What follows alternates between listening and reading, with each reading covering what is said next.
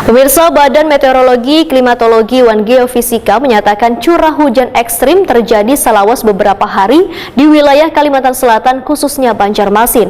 Bahkan curah hujan yang terjadi beberapa hari terakhir di Banjarmasin sudah berada di atas normal, sehingga selain terjadinya luapan banyu laut, curah hujan yang tinggi juga menjadi pemicu terjadinya banjirop di kota Seribu Sungai ini.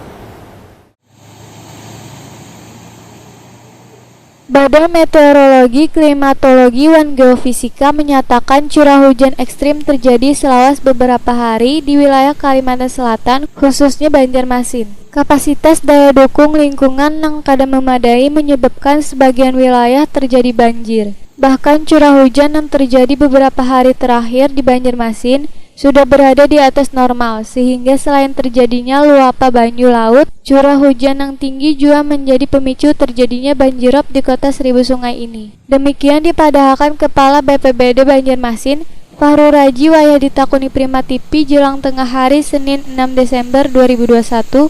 Menurut Fahru Raji, puncak tingginya volume banyu pasang di Banjarmasin diperkirakan hingga 2 hari ke depan, nang berdampak pada banyu pasang nang meluap hingga menggenangi beberapa ruas jalan wan rumah di beberapa titik wilayah nang sering terjadi banjir. Fahru Raji menyatakan kondisi curah hujan tinggi ini kada hanya dialami Banjarmasin, tapi terjadi pula pada daerah lain di Kalimantan Selatan.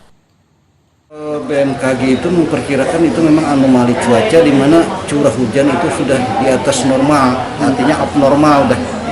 Makanya kita kan merasakan sendiri dengan kondisi Banjarmasin yang hujan selalu bersambung-sambung, ya kan, sama seperti itu. Dan ini juga terjadi di wilayah Kalimantan Selatan. Jadi daerah selatan ini yang saat ini memang lagi diguyur hujan. Dan ini barangkali ya kalau kita membaca rilisnya BMKG, kita ini menuju puncak. Jadi Desember ini masih menuju puncak. Barangkali ini masih start ini, masih awal. Ya, masih awal. Karena kita perhitungan kita puncak itu nanti di akhir sama Januari 2022, akhir Desember sama Januari 2022. Fahru Raji menambahkan dari hasil perkiraan BMKG, fenomena La Nina di Kalimantan Selatan terjadi pada akhir bulan Desember hingga awal Januari, sehingga warga pun diminta tetap waspada akan fenomena tersebut.